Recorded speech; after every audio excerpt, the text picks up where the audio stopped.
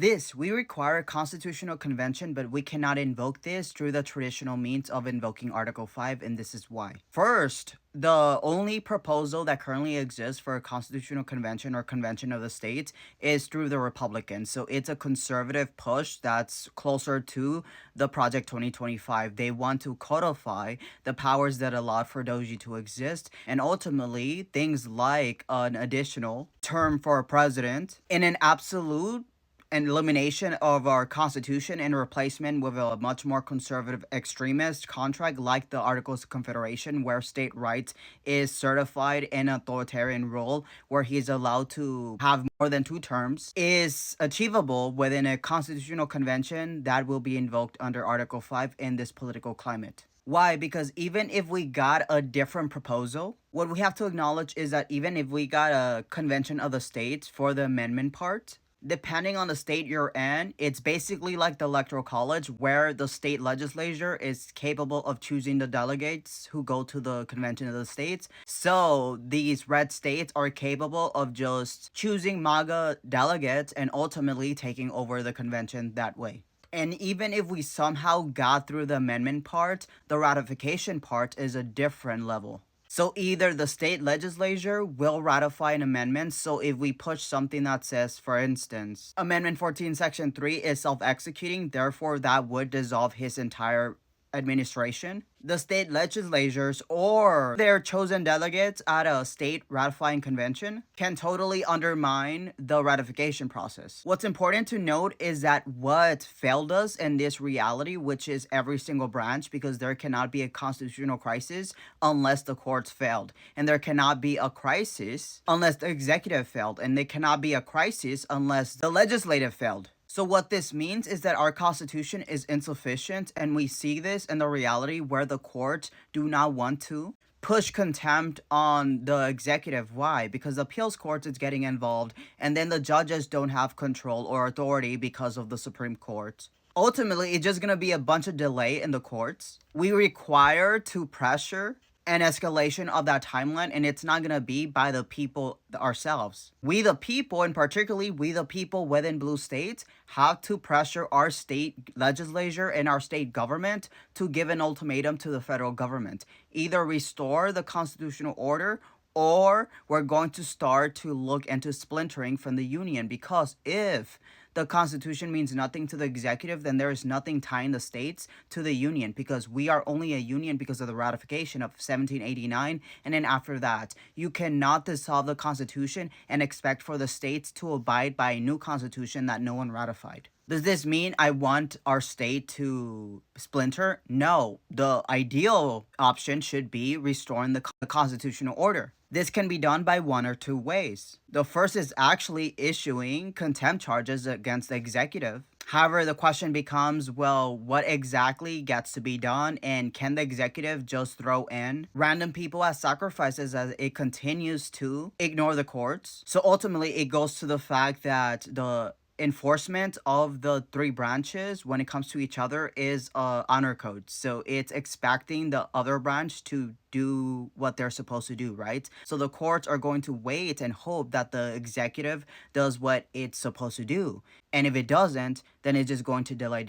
And this is where we have to force our state governments to give that ultimatum of no. Either you restore this through contempt charges, or you invoke a new remedy to this constitutional crisis. Driven by what? Originalism, because textualism isn't helping us because the Constitution is incomplete. It was never actually clarified, so we have to go back to originalism, particularly Federalist 49. As the people are the only legitimate fountain of power, and it is from them that the constitutional charter, under which the several branches of government hold their power, which means that the government only exists, they only have authority because of consent of the governed, but more particularly because of the contract that exists, the United States Constitution. Without it, none of the branches have authority or power. So if there is a constitutional crisis and there is a collapse, then no branch can fix this. It goes back to the people. So as the people are the only legitimate fountain of power, and it is from them that the constitutional charter under which the several branches of government hold their power is derived, it seems strictly consonant to the Republican theory to recur to the same original authority, not only whenever it may be necessary to enlarge, diminish, or new model the powers of the government, but also whenever any one of the departments may commit encroachments on the chartered authorities of the others. Now, what's important to note is that whether within this essay, he does talk about how our government design is so perfect that we won't need this, so they're going to be capable of solving it on their own. However, what we see today is that they are incapable of solving it on their own. So we have to invoke state rights in order to give that ultimatum to restore that constitutionality, but we cannot do it with the state legislatures choosing the delegates. So it has to be from the courts who decide that, hey, you, the legislatures, cannot be involved in choosing the delegates because you are the one who failed us in actually safeguarding this reality. I mean, the issue would be that Article 5 is literally our constitutional guideline. However, there is nothing within our constitution that allows for a resolution from this because it is focused and binded by what? Honor code that didn't expect for a bad actor to go into government. The fact that if you're disqualified, you shouldn't be in the POTUS seat. However, look where we are. And that is because no branch is capable of fixing that because the Constitution has been insufficient. And we have allowed for there to be a misalignment of our constitutional design through the political movement of our government. In today's time, it's not because our politicians consciously want it like that, but they just inherited a misalignment and they haven't cared about fixing it. Which is why we have to go non-traditionally and invoke a constitutional convention through the Supreme Court, because we cannot do it through Article 5 because that is compromised. Federalist 71, the tendency of the legislative, so Congress authority, to observe every other has been fully displayed and illustrated by examples in some preending numbers. The representatives of the people in a popular assembly seem sometimes to fancy that they are the people themselves and betray strong symptoms of impatience and disgust at the least sign of opposition from any other quarter, as if the exercise of its rights by either the executive or judiciary were a breach of their privilege and an outrage to their dignity. Federalist 52, the danger from legislative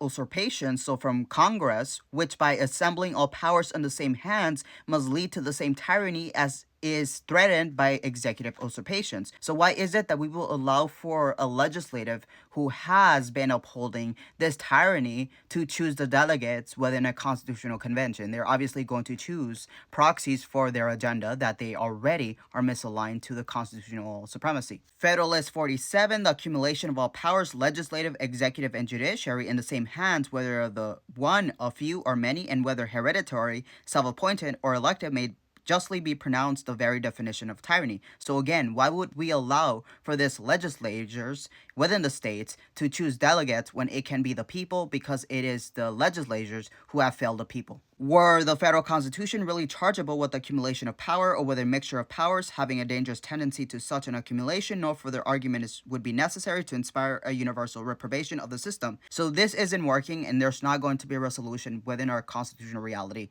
So the courts have to allow a non-traditional invocation of the Constitutional Convention, where the people are in charge, because this rot is deep. Federalist 63, Senate must, in the first place, corrupt itself, which it did by not allowing for the impeachment right.